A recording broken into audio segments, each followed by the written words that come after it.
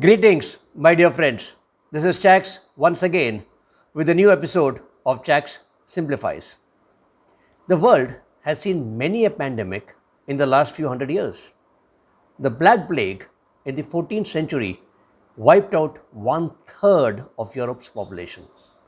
The Spanish flu between 1918 and 1920 killed over 50 million people worldwide. In contrast, SARS in the early 2000s affected just about 8,500 odd people, of them 900 odd died. MERS in 2012 affected under 2,500 people, 894 of them died. The world has also seen many upheavals. The World War I, the World War II, the collapse of the Berlin Wall, and thereafter the collapse of the Soviet Union, the Wall Street crash in recent times. So, what is the big deal about COVID? Why are we so concerned and so scared of it? Let's take a step back. After the Second World War, the world has seen relative peace, but there have been some concerns. The big power rivalry, the Cold War between the Soviet Union and the US raged for decades, ending only with the end or the collapse of the Soviet Union and getting to be a nearly unipolar world. China rushed to fill the vacuum. Nuclear weapons ensured mutually assured destruction and therefore a stalemate. However, the Ebola, SARS, MERS have shown great potential to disturb the world at much lower costs. So has the financial crisis of the Wall Street. Therefore, can the biological or financial weapons be used to alter status quo? At the same time, the expectations of the people at large has changed. Human rights have become more and more important. Ideologies have prospered and created their own space, whether it was the communism and aggressive communism, the Chinese version, which in many ways tried to enslave through economic means, or at the other end of spectrum, the rise of Islamic terrorism. Technology, especially denial of technology, has started playing an even more important role. At the same time, global institutions that were created after the Second World War to ensure a safe world seem to be failing. The United Nations is no longer as representative as it was expected to be, with a veto power held by select 5 countries. The UN so far has not even discussed COVID. The World Health Organization or the WHO, its actions have been in question in the last few months. It is accused of favoring China at the cost of Taiwan and ignoring the warning given by Taiwan in the current COVID crisis. The WTO has a record of its own failures. The World Bank, has it really solved the problems of poor countries or has ensured enslavement? The jury is out. To complicate issues, the Chinese actions in terms of ignoring the International Tribunal's award as far as the exclusive economic zone in the South China Sea is concerned has been an eye-opener where countries can cook a snook at whosoever they like when it pleases them. The world is globalized. Yes, indeed it is globalized.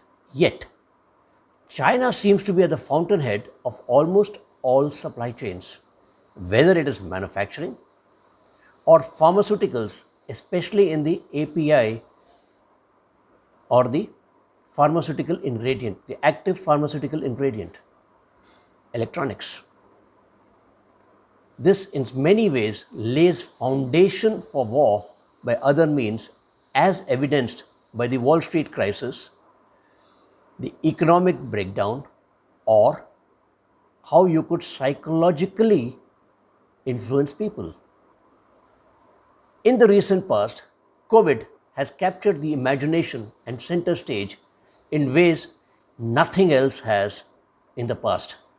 In just 3 months, COVID has affected over 200 countries worldwide, over 3 million people, with over 218,000 of them are dead.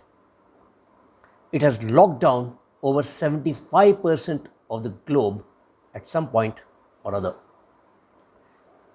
inflicted an economic cost of $5 trillion and counting. In China, on the other hand, where COVID originated, it has affected just 82,000 people.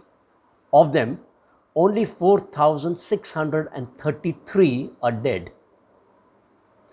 No wonder it has got unprecedented global media attention. Now you'll wonder, why does COVID get attention and not so many others?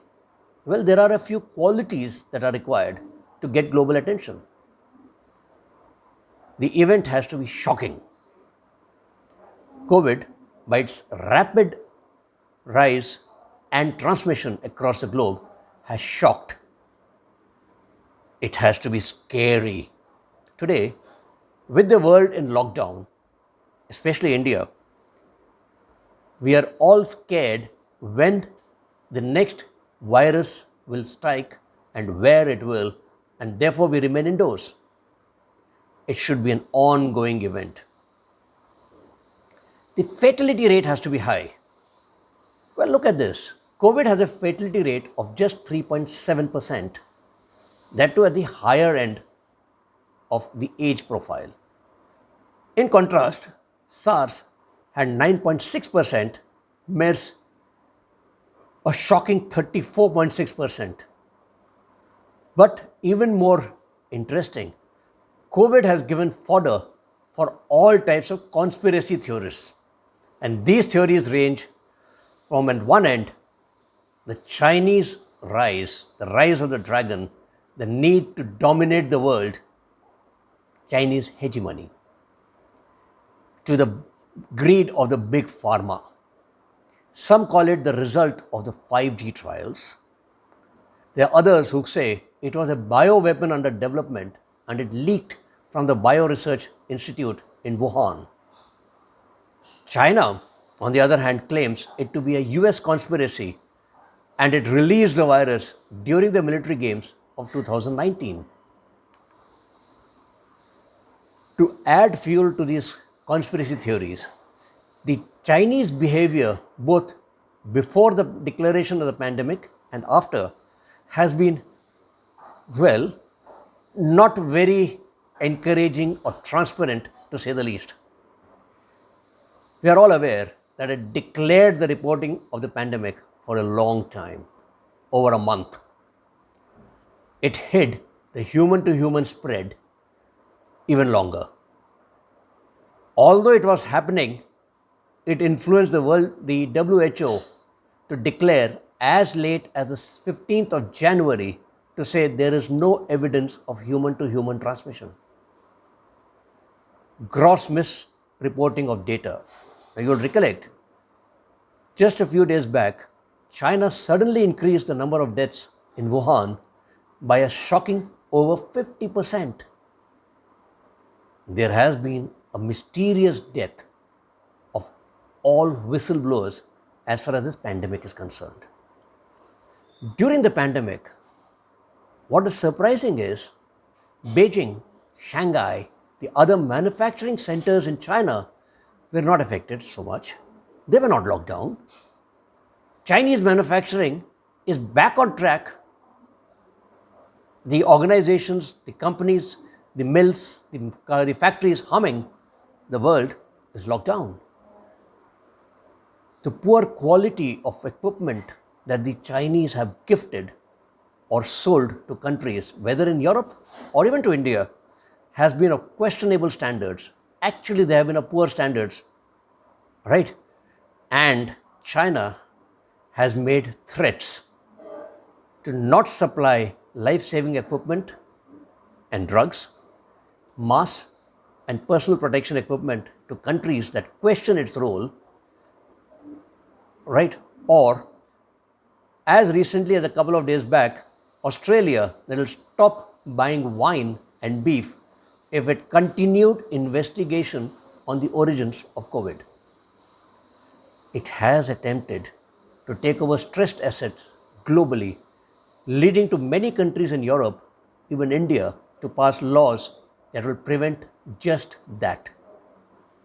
On the other hand, China very quietly has had 4 Chinese nationals head 4 of the 15 UN global agencies: the Food and Agriculture Organization, FAO, the Interpol, the International Telecommunications Union, and the International Civil Aviation Organization, a feat which no country has ever achieved.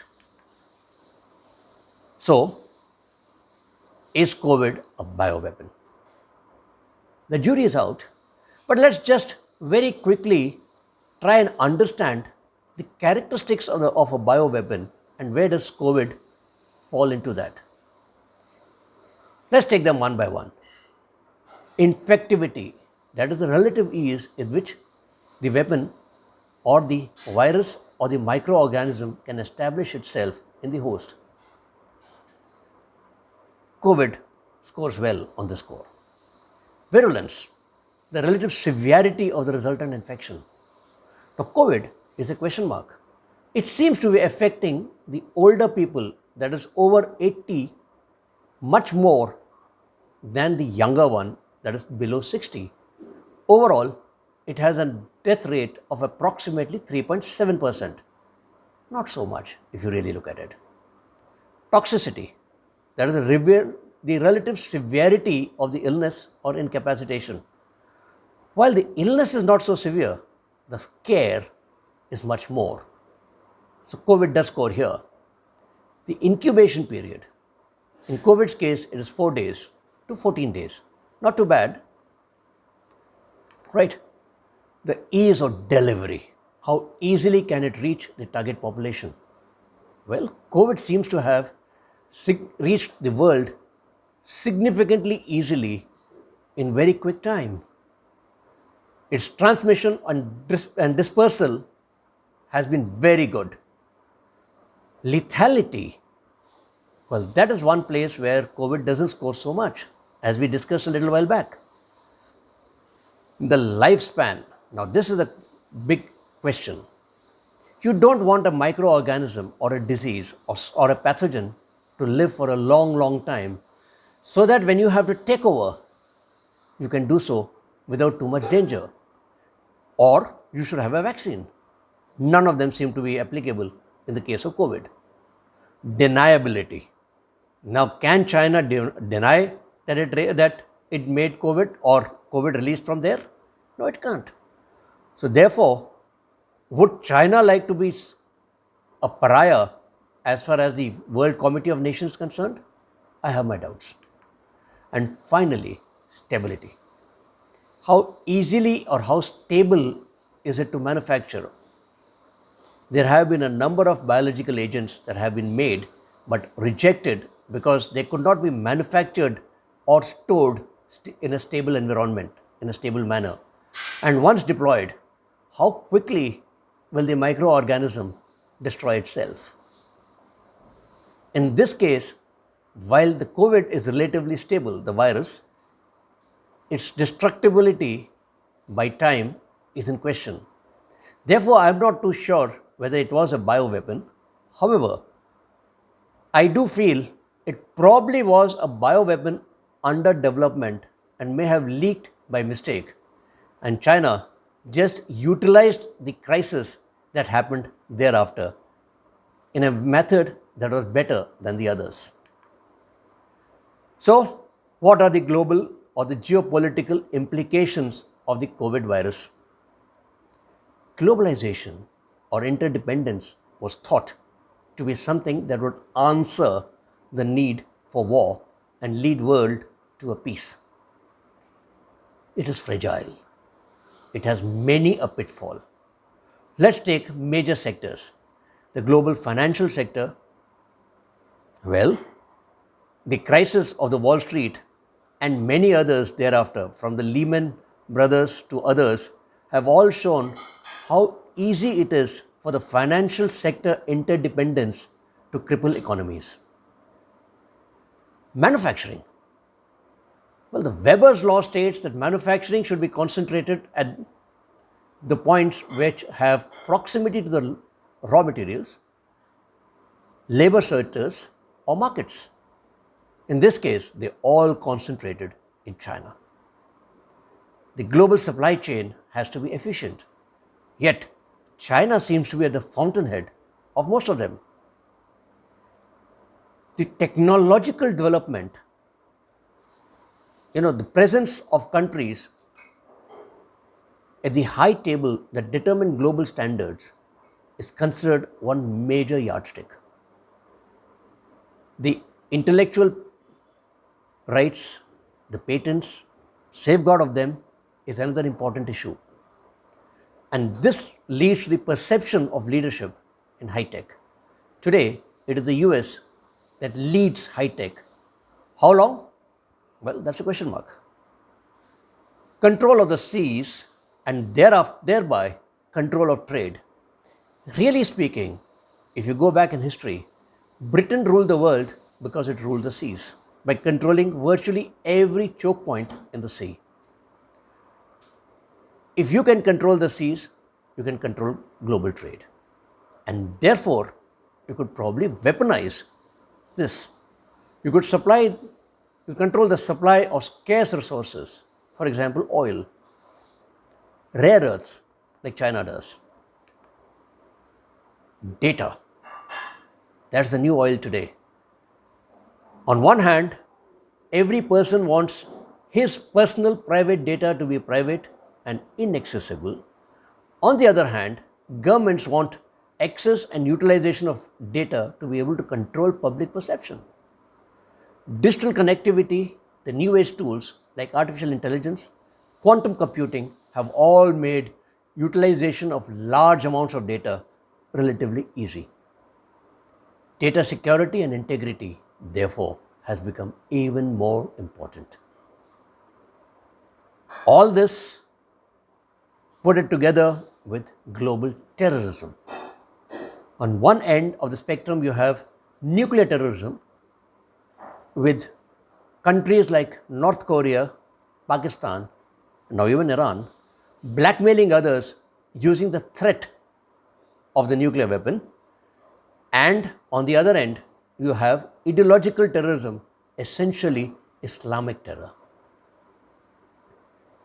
In between all of them is the public perception. The public, the people, they want human rights, respect for individuality and their personal data.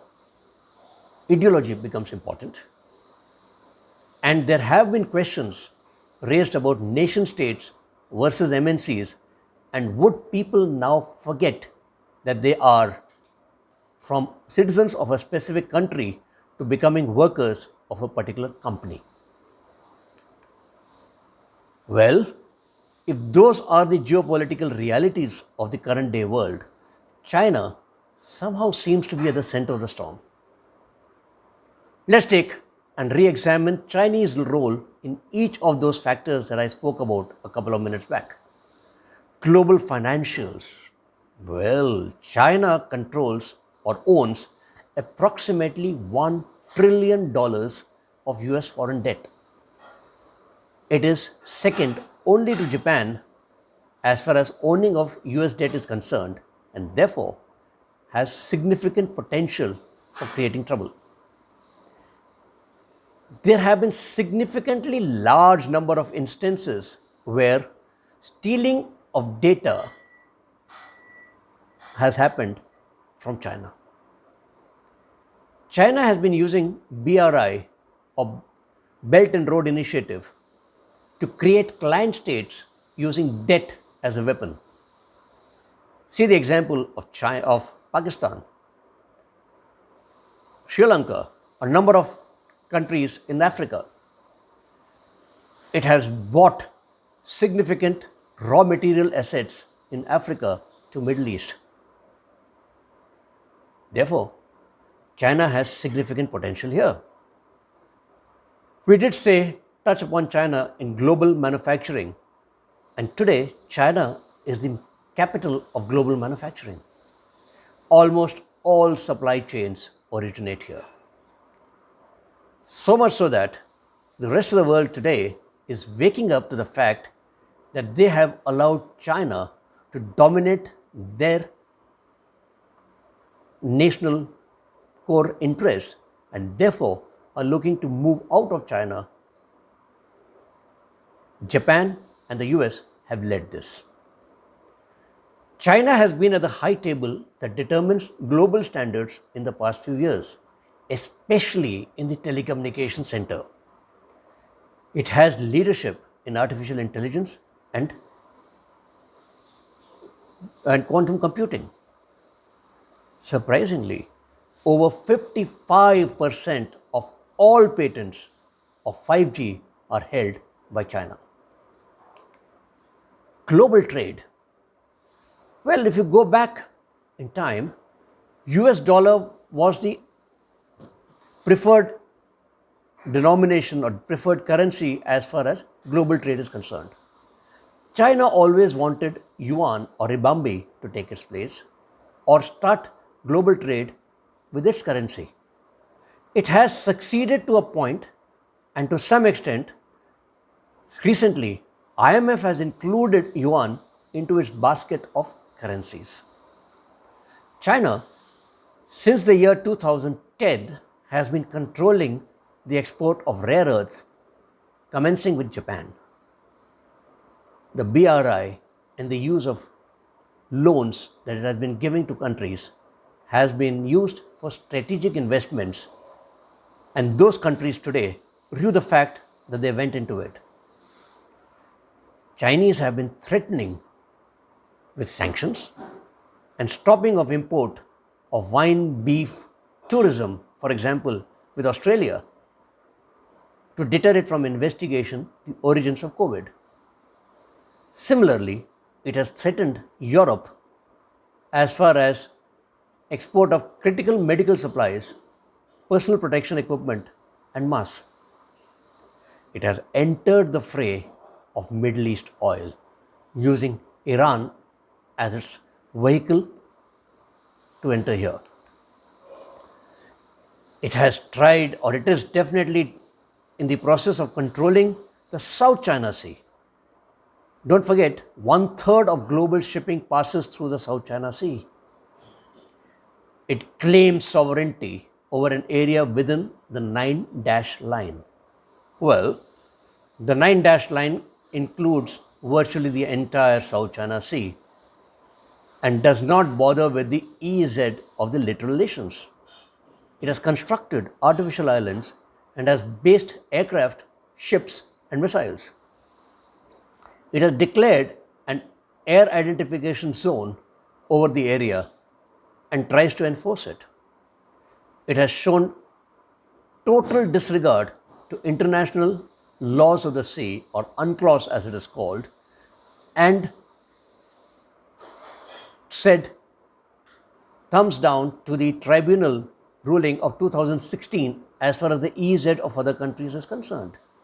It does aggressive patrolling in the South China Sea, denying the littoral states of economic activity within their own EEZ. Just in the last 1 month, there have been instances where a Vietnamese fishing boat has been run over, or the Filipino fishermen have been prevented from fishing in their own waters. It has tried to control the Straits of Hormuz, which is at the entry of the Persian Gulf, in order to control global oil supplies. It has enrolled Iran as a partner for the BRI and has supplied the Silkworm missiles to Iran. Iran is its vehicle of choice to be able to do something here. Chinese have been at the center of virtually every data security and integrity breach. It is home to the world's largest community of hackers and stealers of data. It shows utter disregard to international laws. It has its own homegrown equivalent of Google, Facebook, WhatsApp, and forces everybody to follow its laws irrespective of where you are and what you do. It has leadership in artificial intelligence, quantum computing, and therefore the use and manipulation of data. China or Chinese equipment is seen to be a security risk. For example, Huawei has been prevented from setting up 5G across the world, citing security concerns. And a very recent example of Zoom conferencing platform which accepted that it has servers in China and therefore some data has definitely leaked. Well, China is at the center of global terrorism as well, especially nuclear terrorism. Its client state, North Korea, has perfected the art of threatening nations using nuclear weapons as a vehicle of choice. North Korea has also exported nuclear technology to China, to Pakistan, to Iran, possibly other countries. Who knows, some terrorist organizations may also have got some part of this nuclear technology. The perception of people has also been very well managed as far as China is concerned.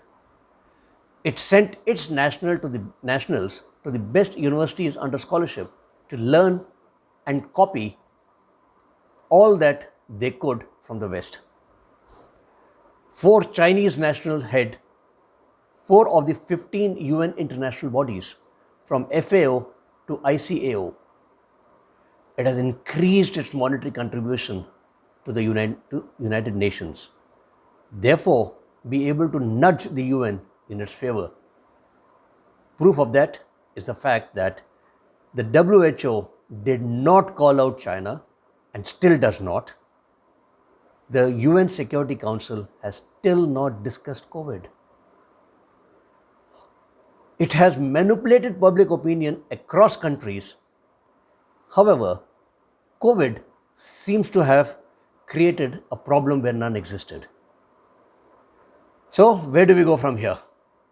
What do we have? Frankly, the US leadership seems to be under threat for the first time. China is awake. It is stretching its muscles. Resultant, nations are erecting firewalls against Chinese aggressive actions. Whether it is in trade or it is in other spheres and activities. The role of world bodies like the United Nations, WHO, WTO, World Bank, etc. is in question. Will there be successors to them? Is the European Union itself under threat of collapse? Is NATO relevant anymore? Quad, which was a response to the BRI from the US, Japan, Australia, and India. What is its future role? To my mind, a new world order seems to be in the offing. Two major blocs seem to be forming now. The US with Europe, Japan, Australia, possibly even India on one hand, China, possibly Russia, with client states like Pakistan, Iran, maybe even Turkey on the other. How will this play out? That is a matter of conjecture, and all I can say is we live in very interesting times. As always, folks, please like, share this video, comment. I look forward to your comments. Do suggest new topics that you would like me to take up. In the meantime, have a great day ahead. Thank you.